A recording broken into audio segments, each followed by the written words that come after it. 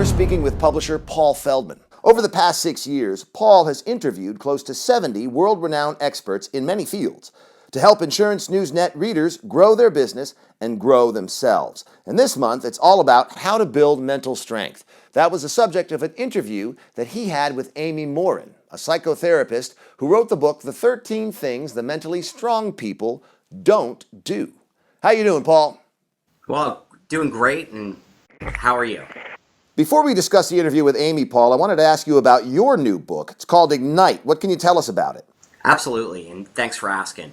I'm extremely excited about it, and the feedback so far has been amazing. Ignite is like an all-access pass to some of the world's greatest thought leaders on personal growth, marketing, sales, and leadership. All of the critical components needed to run a successful business. It's a best-of collection of 16 of the most impactful interviews I've done over the years.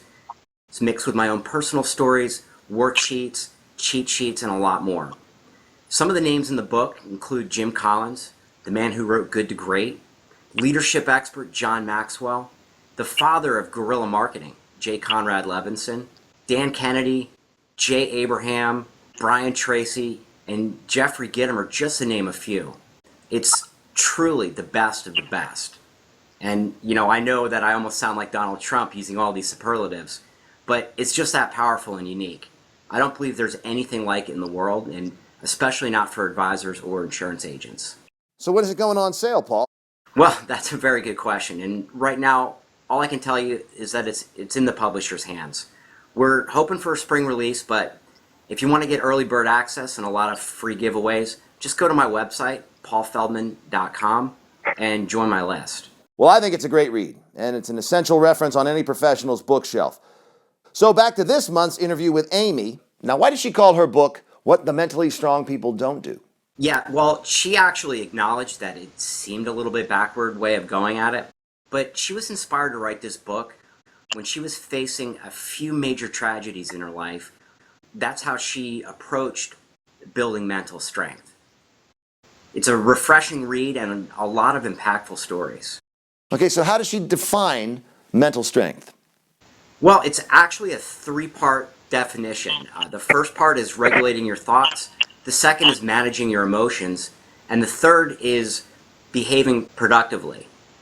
It sounds simple, but if you think about it, the way you go about your reactions in life, it's difficult to maintain this kind of balance. And common sense is just not always common practice. So let's talk about that list. What are the 13 things? Well, we don't have time to go through all of them now, but we discuss all of them in detail in the interview. They really form a solid foundation for strong mental health, and there were a few surprises on that list, such as mentally strong people don't fear alone time, that they actually take that time to reflect. Wow. So tell me, what was the most surprising takeaway from this interview, Paul? Well, that's a great question, and I'm not sure that this is the most surprising because, like I said, there were just a lot of really intriguing points. But the definition of mental strength is not what we usually associate with strength. Especially with men, it's common to think that you have to act tough to be strong and pretend we don't have emotions and almost appear stoic. But Amy's point was that when we're afraid to admit to ourselves when we're hurt, we can't examine what happened to perform better next time. We just keep making those same mistakes over and over. Oh man, been there. Yeah, who hasn't? Well, that's all the more reason everyone should read this, right, Paul? Yeah, and people can go to InsuranceNewsNetMagazine.com to read this interview and the other great stories this month. Hey, you know me, man, I'm old school. I actually like to have the magazine in my hand. It's just me. Absolutely. We're one of the few insurance and financial publications who still have a robust and fun print magazine. It's easy to read, and it's different than what we post online.